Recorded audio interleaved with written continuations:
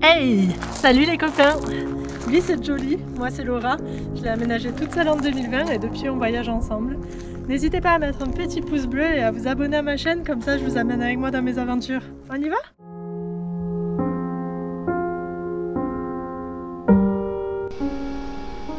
Dans cette vidéo, je vais simplement vous montrer les images de ma visite du stalag où a été retenu prisonnier mon grand-père pendant des années pendant la guerre.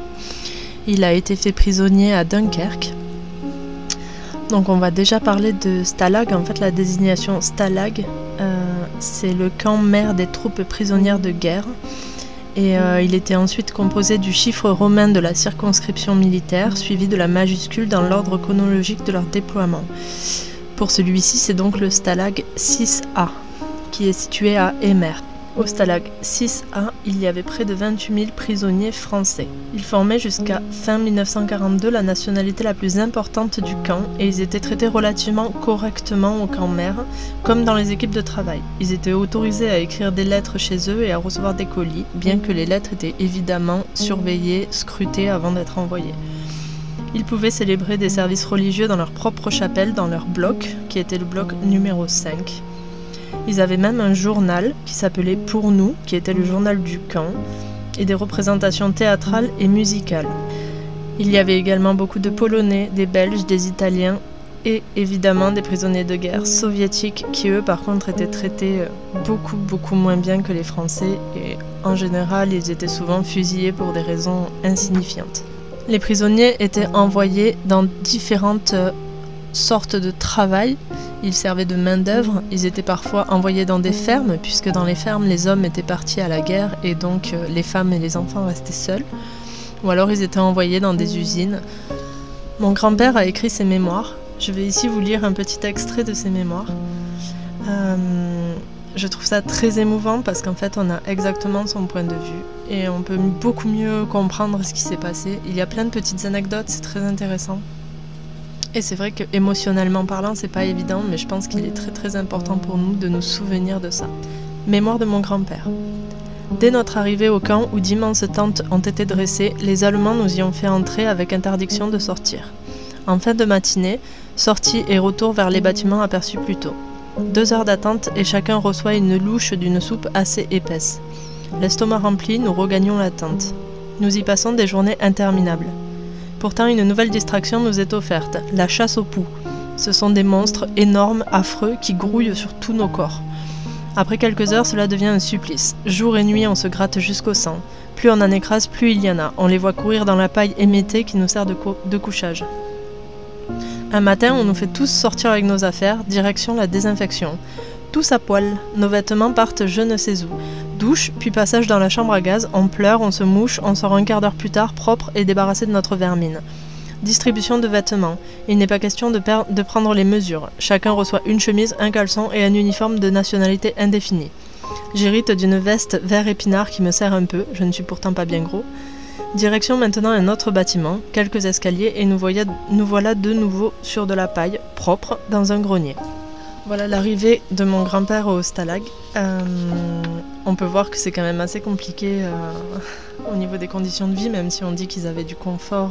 Je vous lis enfin une autre anecdote pour vous expliquer un peu comment ça se passait. Mon grand-père a été envoyé dans un commando, le commando numéro 2 à Ouna. En fait, il travaillait donc dans des usines. Et ce qu'il a écrit est assez parlant.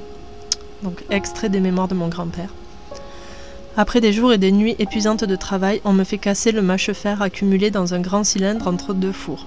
La chaleur est épouvantable. J'empoigne la barre à mine et j'attaque le bloc fumant avec le peu de force qui me reste. Je réussis tant bien que mal à remplir et transporter 3 brouettes. Je n'en peux plus. Je m'adosse au mur brûlant.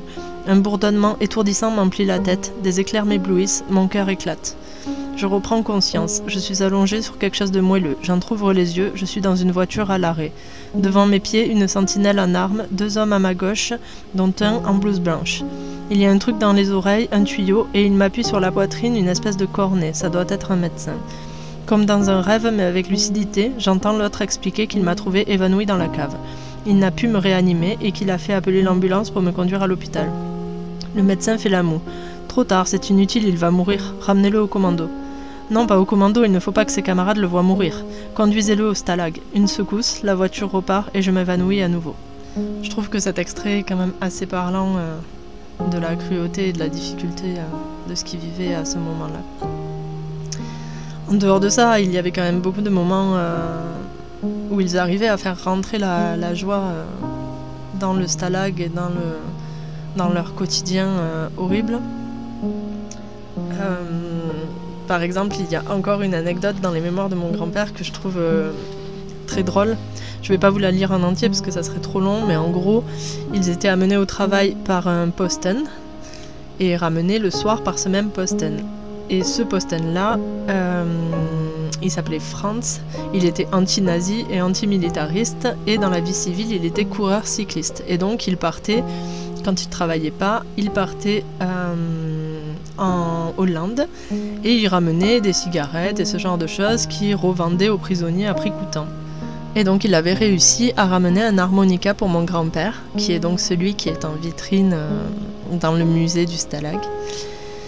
Donc mon grand-père était quand même assez touché et proche de cet homme, on va dire.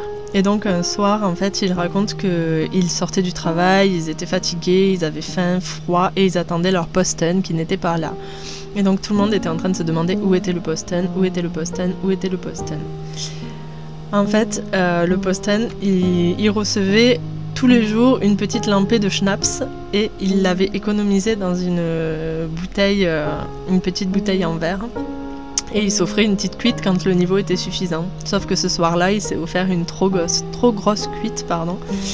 Et donc, il attendait, il était complètement ivre-mort devant le stalag. Il a été secoué, enfin devant le camp, puisque là, c'est là où il travaillait.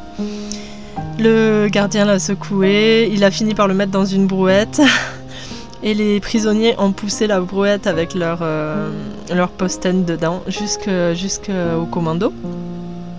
Donc, comme dit mon grand-père, une dizaine de Gefang d'Antin armés, chaotants. Parce qu'en fait, il avait récupéré l'arme du posten, mon grand-père. Ils n'étaient pas très fiers. Ils rigolaient intérieurement, mais ils étaient un peu inquiets. Donc ils se demandaient s'ils arriveraient à rentrer en douce et à conduire Franz dans sa chambre et à le planquer sans que les généraux s'en rendent compte. Malheureusement, alors qu'il restait à peu près 500 mètres à parcourir, Franz s'est réveillé. Il a commencé à chanter et à hurler à tue-tête et il a tiré en l'air pour que son collègue lui ouvre la porte.